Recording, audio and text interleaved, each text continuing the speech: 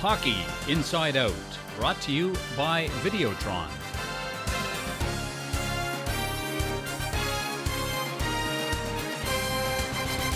We're back with another episode of Hockey Inside Out. Happy to be joined again by Chris Nilan today and Dave Stubbs. George Parros suffered his second concussion recently. Chris, is it time for him to hang up the gloves? No, here's the deal. I don't think we'd even be talking about it if not for the first concussion. He got wobbled a little bit. I'm sure he's going to come back from this. I think everybody else is making a big deal of this. I think George will come back for it. Of course, he's going to look at his situation, see where he's at and how he feels, and yeah, I'm sure we'll see him back. He's not going to hang up the gloves. The guy who knocked him down, Eric Bolton's 37 years old. He's not really one of the big tough guys. Does that go around the league that maybe George is vulnerable now? Doesn't matter. Anybody can hit anybody on any night with a punch and connect. If they connect right, they can hurt someone. I could go out there with my skates on and get in a fight. I'm 55 years old, and I can hit somebody with a punch and hurt them. I mean, come on. It doesn't have nothing to do with age. You're a great fighter, not a great fighter.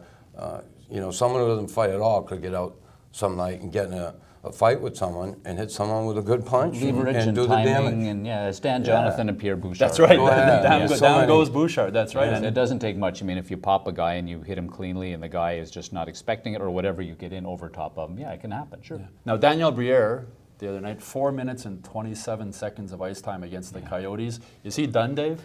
I don't necessarily think that he's done, but boy, that sends some kind of a message to Briere, and I think that Marc Bergevin is looking at signing him for 2 years. I think there was a lot of consideration given by Bergevin to the fact that he thought that Briere had a lot left in the tank. Now, the thing about Briere is he's always been a really good playoff performer. The assumption, of course, is the Canadians will make the playoffs and that Briere will have at least enough momentum going that he's going to be able to do something in the playoffs. But, he had, I think, about 15 seconds more ice time than Paul Bissonnette.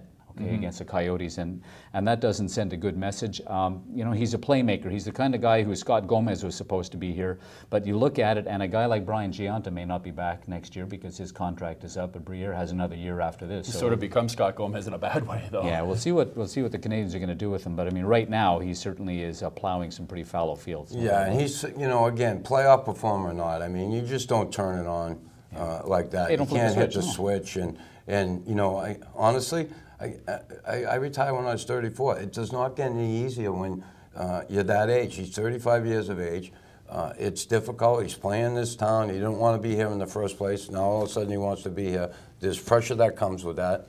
And his age, 35 years old, physically and mentally it gets tougher on you. And, given the amount of ice time he's getting, the success he's had here, I'm sure that wears on him, and it has an effect on the way he plays. Now, Ryan White, you like Ryan White. He's sitting in the press box while Briere is playing. The guys, from when you were in the room, the guys in the room sort of go, geez, why is this guy sitting and why is that guy not playing? No, not so much. I mean, you might think about it in your mind, but it's not something that you share around the room. You don't want to sound like a wine bag, oh, why am I playing? You got to do it when you're on the ice. Mm-hmm. Now, Michel Therrien said that the Canadians were tired. This is a team, his whole motto has been no excuses. Fatigué. Dave, is this a case, I mean, it's early in the season, is it a case of this team being too small? Is that why they're tired, or what's your take on that? Well, I think the size of it certainly is an issue, Stu. I think one of the things is that I was a little surprised to hear that coming from Therrien, and I know what he wanted to do, I think. I think what he wanted to do was kind of take a bit of the heat off his players. He wanted to defend them a little bit. But a lot of people jumped on that as being an excuse. And as you say, that no excuses has been the mantra of the Montreal Canadiens since he arrived here. And that has been plastered everywhere you go, around the Bell Centre, Brassard, anywhere you look in the Canadiens room, that no excuses is there. So a lot of teams are going through the same thing. I mean, the schedule is not easy. These guys have been going through a grind. Max Pacioretty told me after the Coyotes game, he said, look, we understand this has been a very difficult stretch for us. It's been tough, but he said, we showed in the third period against the Coyotes that we still have something to show. And he said, we have a couple more games. We hit the Christmas break. We're going to take some time, recharge our batteries, and come back. And he's hoping that the third period against the Coyotes will be something the Canadians may look back on later this season and say that was a turning point for us. Didn't Yvon Cornway say something about them being too small? I saw Yvan down in the Salon des Anciens of the Canadians. Andre the Giant himself. Yeah, that's right.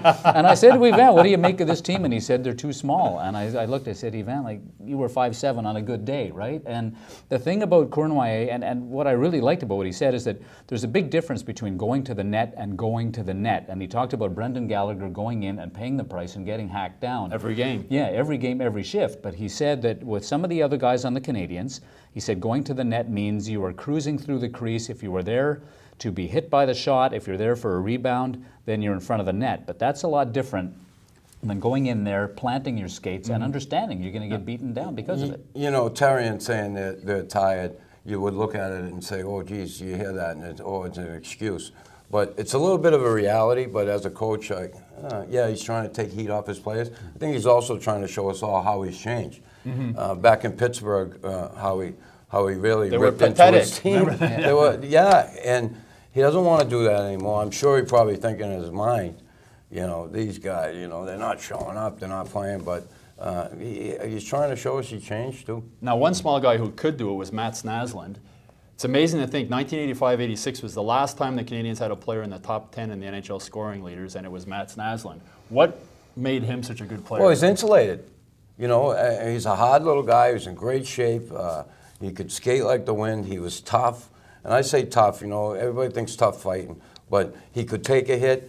He's a guy who uses speed, and when he uses speed, you know, you can't slash guys anymore. He used to come in after games. He had welts all over his arms, like, you know, a tough little guy. But he was playing with Big Sentiment and Bobby Smith, Brian Walter, Mike McPhee, whoever. He was insulated as a little guy. So it's one thing if you have one little guy in the team, but when you have 7 or 8, things can change. You given any thought to the idea of how many more penalties you would have taken with composite sticks now? I mean, because you leaned on guys, and you would have been breaking sticks by the 100. I probably would have got.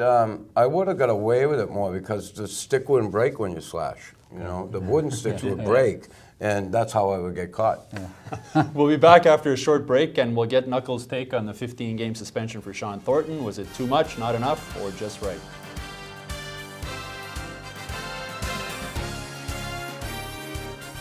Here's our Knuckles knockout for this week. You know, I can't believe the amount of hitting from behind penalties that have been taken in the National Hockey League. Every time I get up, I throw on Sports Channel, TSN, and they're showing someone getting hit from behind. I think they're going to have to stop putting stop signs on the jerseys like they do in minor hockey. And I think the league really has to take a look at this and start to come down. Maybe look at a 5-minute major penalty for any boarding penalty. It's getting out of hand. Someone, you know, they talk about fighting. Oh, it's so dangerous and everything. Someone's going to be taken off on the stretcher, and they're going to end up in a wheelchair for the rest of their lives the way guys are getting hit from behind. It's really out of hand. There's a total lack of respect for a player when he's facing the boards and you go in and run him from behind. And listen, I was no angel, but they hit him from behind like that. I hate to be responsible for you know, putting somebody in a wheelchair for the rest of their life. You know, the league has to really pay attention to this more than some of the other things they're paying attention to. I think more than that too, Chris, is the fact that, and negligent is a strong word, but I think the Players Association has got to do something here with their own membership. I mean, at some point, these guys have to understand that they are responsible not just for themselves out there, but also, in a manner of speaking, for the guys they are playing against. Well, the union's supposed to protect its members, right? They are, yeah. So I don't know exactly how they go about doing that. I don't know if there has to be some kind of a session where the Players Association talks to these guys, or each Players Association rep on the teams they have to come forward and talk to the guys in their own dressing rooms. But I mean, the absolute lack of respect now. You can't tell me that a guy sees the numbers as he's just about to plow. Guys are turning though too, Chris. Some of do you blame those guys at all? Yeah, listen, you got to protect yourself, but still, if you're in a vulnerable position like that and somebody runs you into the boards, you know, 2 feet away. I saw a guy the other night go like face first in the boards. If he ever snap his neck, it's like, these guys are big guys, they're strong, and I just see something bad happen at some point. It's really gotten out of hand. It's coming, Chris. It's coming. I mean, you see guys going in there, and sooner or later, someone's going to go in. You're going to see that spine telescope, and they're driven headfirst into the boards, and they're not going to get up. No. Now, the 15-game suspension for Sean Thornton, was that enough, Dave? Too much? Just the right?